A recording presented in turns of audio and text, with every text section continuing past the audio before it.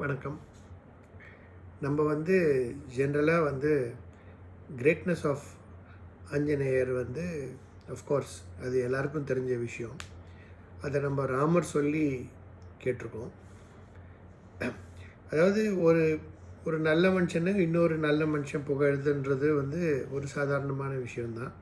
Generally it will be there. But ஒரு villain ஆஞ்சநேயரை பற்றி என்ன சொன்னா அப்படின்றது we will see here today.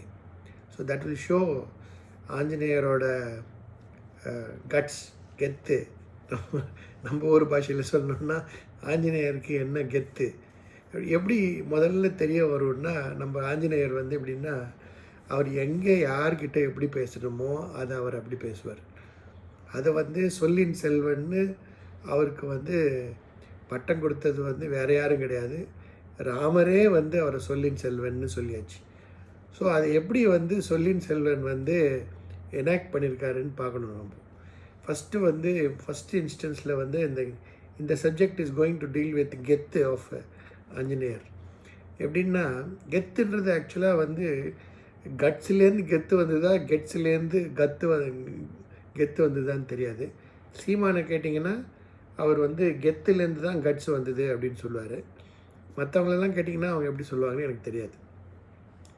So அவன் என்ன கேட்குறான், முதல்ல இவரை பிடிச்சிட்டு போகிறாங்க இல்லையா, வேணும்னே இவர் என்ன லெவல் தூதுவர்னா, நார்மலாக தூதுவர்கள் லெவல்லே நிறைய லெவல் உண்டு. ஒன்று இங்கே சொன்னதை கொண்டு போய் அங்கே சொல்லுவான், அவன் என்ன சொன்னானோ அதை அப்படியே போய் கிளி மாதிரி ஒப்பிச்சிருவான்.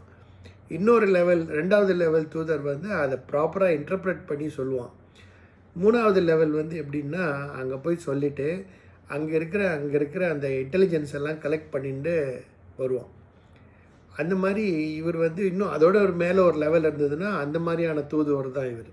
ஸோ இவர் வேணும்னே பிடிப்பட்டுக்கிறார். அப்போ தான் இவருக்கு எப்படியுமே இப்போ சீதாவை கூப்பிட்ருக்கார். சீதா அம்மாவை வா நான் உன்னோட கூட்டின்னு போய்ட்றேன் அப்படின்னும்போது, இல்லை எனக்கு என் ஹஸ்பண்ட் கூட்டாதான் பெருமை அப்படின்னு சொன்ன உடனே அடுத்த ஸ்ட்ராட்டஜி இம்மிடியேட்டாக ஹி நோஸ். சரி, இப்போ இவங்க திரும்பி வரலன்னும் போது இப்போ நம்ம ராமர் தான் கூட்டின்னு போனோம். ஸோ அப்போ அவருக்கு he has to have a proper assessment of the forces, Ravana's forces. அதுக்கு முன்னாடியே ஒரு இன்ட்யூஷனில் he goes and surveys.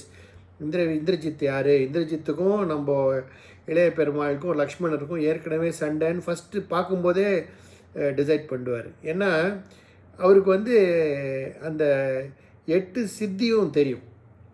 ஒரு மனுஷனோட தாட்ஸில் என்ன இருக்குன்றதை படிக்கிற கெப்பாசிட்டி ஆஞ்சநேயருக்கு உண்டு. அதனால் he knows what to answer also. அவன் எதை நினச்சி அவன் சொன்னானோ அதுக்கேற்ற மாதிரி அவன் ஆன்சர் சொல்லுவார். எதுக்காக இந்திரஜித்தை பார்த்த உடனே அவருக்கு தெரிஞ்சு போச்சுன்னா, he knows what is the strength of Indrajit. Indrajit ஒரு வரம் வச்சுருந்தான். அதாவது எப்படின்னா, அவனை யார் ஒருத்தன் 14 years தூங்காமல் இருக்கானோ அவனால் தான் ஜெயிக்க முடியும்னு ஒரு மாதிரி வினோதமான வரம் வாங்கி வச்சுருந்தான். ஸோ லக்ஷ்மணர் ஆதிசேஷனோட அம்சம் இல்லையா, ஸோ அதனால் he did not sleep. கண்ணு சிமிட்டாமல் அவர் ராமரை பார்த்துருந்தார். ஸோ அதனால் ஒன்லி லக்ஷ்மணா கேன் கில் ஹிம்ன்றது that day he decides the moment he sees. So அவனோட ஸ்ட்ரென்த்தை அசஸ் பண்ணணுமே அப்படின்னு சொல்லிட்டு he gains audience with Ravana. ராவணோட ஆடியன்ஸ் சாதாரணமான ஆளை பார்க்க மாட்டான். அவனோட பையன் அக்கணகுமாரனை மூட்டைப்பூச்சி நசுக்கிற மாதிரி நசுக்கி கொண்டுடுவார்.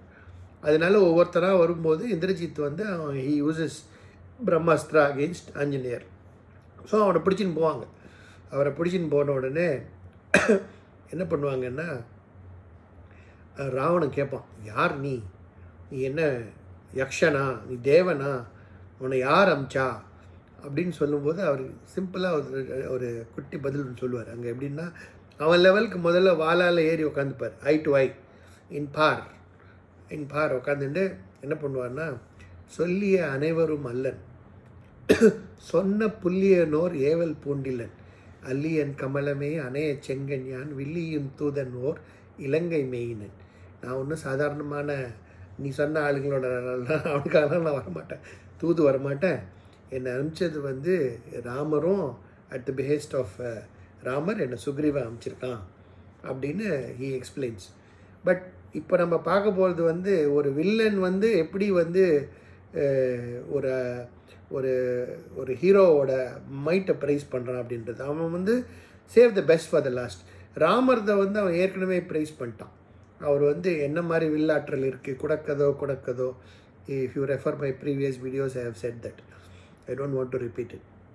அதை சொல்லி முடிச்சுட்டு கடைசியில் அவன் சொல்கிறான், இந்த ஒன்று இதெல்லாம் சரி தான், நான் வந்து என்ன நினச்சிட்டேன்னா, இந்த ராமருக்கு வந்து ஒன்றும் பெரிய வாகனம்லாம் இல்லையே, என்கிட்ட தான் புஷ்பக விமானம் இருக்கே, நான் வந்து ஏர் பவர் ஜாஸ்தி. இப்போல்லாம் இந்த காலத்தில் பார்த்திங்கன்னா மாடர்ன் வார்ஃபேரில் பார்த்திங்கன்னா ஏர் பவர் தான், என்கிட்ட F-36 இருக்குது, F-46 இருக்குது அப்படின்வான், அவன் ரஃபேல் இருக்குன்னுவான். ஸோ அதனால் இப்போ முக்கால்வாசி வந்து டாமினேட் பண்ணுறது ஏர் பவர். ஸோ அந்த காலத்துலேயும் அதே பிரின்சிபல் தான். அங்கே வந்து நம்ம இன்ஃபேக்ட் எல்லாமே இவங்க அதை பார்த்து தான் காப்பிடிக்கிறாங்க போல இருக்கு. ஆஞ்சநேயர் வந்து அவரோட ஏர் பவர் என்ன அப்படின்றத வந்து ராவணன் அவன் வாயால் சொல்கிறான்.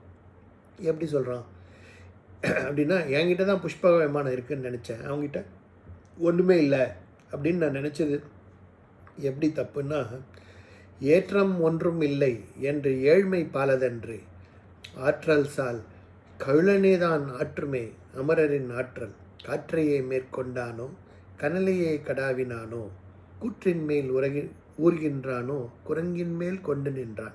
அந்த காலத்தில் நான் சொல்லியிருக்கேன் இல்லையா, மவுண்டன்னா ரெஃபரன்ஸ் வந்து மேரு தான், அதான் one of the greatest mountains. அதே மாதிரி வார்ஃபேர் அப்படின்னு வரும்போது கருடன் தான் எப்பயுமே வந்து அவங்களுக்கு தெரிஞ்சது வந்து ரெஃபரன்ஸ். இப்போ நம்ம வந்து Dhoni one of the greatest, இல்லை கோலி அந்த மாதிரி சொல்கிறோம் இல்லையா, அந்த மாதிரி அந்த காலத்தில் வந்து ஒரு காலத்தையும் ரெஃபரன்ஸ் மாறிண்டே வரும். அதுக்கு முன்னாடி கேரி சோபர்ஸ், விவியன் ரிச்சர்ட்ஸ், அந்த மாதிரி பெரிய பெரிய பிளேயர்ஸ்லாம் இருந்திருக்காங்க இல்லையா, ஆலன் பார்டர். ஸோ இப்போ இருக்கிறது வந்து லேட்டஸ்ட்டு யாருன்னு தெரில, தலை தோனின்னு சொல்கிறாங்க. பட் ஆனால் அதுக்கப்புறம் புது ஜென்ரேஷன்ஸில் new players are there. So அவன் என்ன சொல்கிறான், ஏற்றம் ஒன்றும் இல்லை என்று ஏழ்மை பாலதன்று, இவனுக்கு ஒன்றுமே வாகனம் கூட கிடையாதுடா, அவன் காலில் நடந்து வந்த மனுஷன் அப்படின்னு தப்பாக நினச்சிட்டேன் நான். அவன் ஒரு வாகனத்து மேலே உட்காந்து சண்டை போட்டான். ஆற்றல் சால் கழுனே தான், அந்த காலத்தில் கருடன் தான் ரெஃபரன்ஸ், மைட்டுனாலே கருடன் தான். அதுதான் வந்து ஏன்னா விஷ்ணுவே வந்து டக்கர் கொடுத்தவர் கருடன் வந்து. அந்த நெக்டாரை வந்து அந்த அமிர்தத்தை எடுக்கிறதுக்கு almost reach, only nobody good stop Garuda, it was only Vishnu who could stop. அதனால தான் அவர் வந்து கருட வாகனமாக வந்துட்டுருக்கார். ஸோ இப்போ அந்த ரெஃபரன்ஸ் வந்து இப்போ சேஞ்ச் ஆக போகிறது. ஒரு ஜென்ரேஷன்லேருந்து அடுத்த ஜென்ரேஷன் வரும்போது எப்படி ஆஞ்சநேயர் டேக் ஓவர்ஸ் கருடாஸ் பொசிஷன், இப்போ அடுத்தது இனிமேல் யாரும் ரெஃபர் பண்ணாலும் ஆஞ்சநேயரை தான் ரெஃபர் பண்ணுற மாதிரி எப்படி சொல்லியிருக்காங்க பாருங்கள் கம்பர். ஏற்றம் ஒன்றும் இல்லை என்று ஏழ்மை பாலதன்றே ஆற்றல் சால் கழுனே தான் ஆற்றுமே அமரரின் ஆற்றல். அதாவது கருடன் சண்டை போடுற மாதிரி அந்த மாதிரி தேவர்களோட அந்த ஆற்றலோட எப்படி வந்து அவன் அந்த கருடன் சண்டை போட்டுறானோ அந்த மாதிரி சண்டை போட்டான். காற்றையே மேற்கொண்டானோன்றது எப்படின்னு, ஏன்னா அவர் வந்து வாயு பகவானோட பையன்தான் இல்லையா. ஸோ அந்த அப்போ ஏர் மாதிரி ஃப்ளூயிடாக போகிறார் அவர். காற்றையே மேற்கொண்டானோ அது அவர் இஸ் ரைடிங் த ஏர். கனலையே கவ்வினானோ கூற்றின் மேல், அதாவது இந்த ட்ராகன் இந்த காலத்தில் வந்து அந்த இது இருக்குது, ஏதோ ஒரு கேம் ஆஃப் த்ரோன்ஸ், அதில் வந்து கனலையே கடாவினானோ, அதாவது வாயிலேந்து வந்து இஸ் ப்ரீதிங் ஃபயர். ஏன்னா ஆஞ்சநேயர் வந்து 5 பஞ்சபூதத்தோட அம்சம். கனலையே கடாவினானோ கூற்றின் மேல் ஊறுகின்றானோ, யமன் மேலே இந்த மாதிரி வருவானோ, யமன் மேலே உட்காந்து சண்டை போடுறானோ, கூற்றின் மேல் எப்படி அவனுக்கு புரியல, அது யமனா அது சண்டை போடுறது அப்படி. குரங்கின் மேல் கொண்டு நின்றான், அதாவது கடைசியில் பார்த்தா அது ஒன்றும் அந்த யமன்லாம் ஒன்றும் கிடையாது, ஆனால் குரங்கு வடிவத்தில் ஒன்று இருக்குது, அது மேலே ராமர் நின்று சண்டை போடுறாரு அப்படின்னு அவன் கடைசியில் வந்து சொல்கிறான் அவனோட ஜென்ரல்ஸ்க்கு. அதனால தான் வந்து நம்ம வந்து இந்த ஆஞ்சநேயர் ஸ்லோகம் சொல்லும்போது இட்ஸ் வெரி இம்பார்ட்டண்ட். அஞ்சிலே ஒன்று பெற்றான் அஞ்சிலே ஒன்றை தாவி அஞ்சிலே ஒன்று 6 ஆக அஞ்சிலே ஒன்று பெற்ற அணங்கை கண்டு ஆறுயிர் காக்க ஏகி அயலார் ஊரில் அஞ்சிலே ஒன்றை வைத்தான், அவன் எம்மை அழித்து காப்பான். ஸோ அந்த இதில் வந்து நிறைய அந்த 5 பஞ்சபூதத்தோட ரெஃபரன்ஸ் இருக்குது ஆஞ்சநேயருக்கு. And one more reference for Tamilians we should know, அயலார் ஊரில் அஞ்சிலே ஒன்றை வைத்தான். ஸோ கம்பர் காலத்திலேயே வந்து ஸ்ரீலங்காவை அயலார் ஊர், it is not part of இந்தியான்னு சொல்லியாச்சு. ஆனால் அதில் நம்ம பங்கு கொடுன்னு கேட்குறதுன்றது வந்து இட் இஸ் நாட் ஃபேர். அது அயலார் ஊராகவே இருக்கட்டும், நம்ம இந்தியாவாகவே இருக்கட்டும். ஓகே, இது எதுக்கு சொல்ல வந்தேன்னா, ஆஞ்சநேயரோட ஆற்றல் என்னன்றதை ராவணன் வந்து எப்படி எக்ஸ்பிளைன் பண்ணாரு. திருக்குறளில் கூட இந்த பிரின்சிபல் யூஸ் பண்ணியிருப்பார் திருவள்ளுவர். மேபி அதை பார்த்து தான் கம்பர் அதே இதை மெத்தடை ஃபாலோ பண்ணியிருக்காருன்னு நினைக்கிறேன். என்றைக்குமே ஒரே ஒரு விஷயத்தை வந்து ஃபஸ்ட்டு பாசிட்டிவாக எக்ஸ்பிளைன் பண்ணிவிட்டு அதையே திரும்பி நம்ம நெகட்டிவாக எக்ஸ்பிளைன் பண்ணும்போது, இதை பண்ணால் இதோட பெனிஃபிட் இது பண்ணாதனால என்னென்ன ப்ராப்ளம் வரும் அப்படின்னு ராமாயண மகாபாரதம் மாதிரி ஒரு 4 பிரதர்ஸ் ஒன்றா இருந்தால் இதான் பெனிஃபிட்டு. ஆனால் அதே பிரதர்ஸ் சண்டை போட்டால் என்ன அப்படின்றத மகாபாரதத்தில் எக்ஸ்பிளைன் பண்ணியிருப்பாங்க.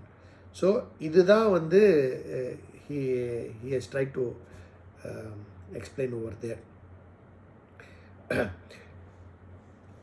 ஃபஸ்ட்டு ராமர் ப்ரைஸ் பண்ணியிருக்காரு, அப்புறம் அதை வந்து இவனே ப்ரைஸ் பண்ணுறான், ராவணனே சொல்கிறான் அவரோட ஆற்றல். ஸோ அதுக்கு மேலே ஹீரோ வில்லனும் ப்ரைஸ் பண்ணியாச்சு. அதுக்கப்புறம் வேறு உண்மையான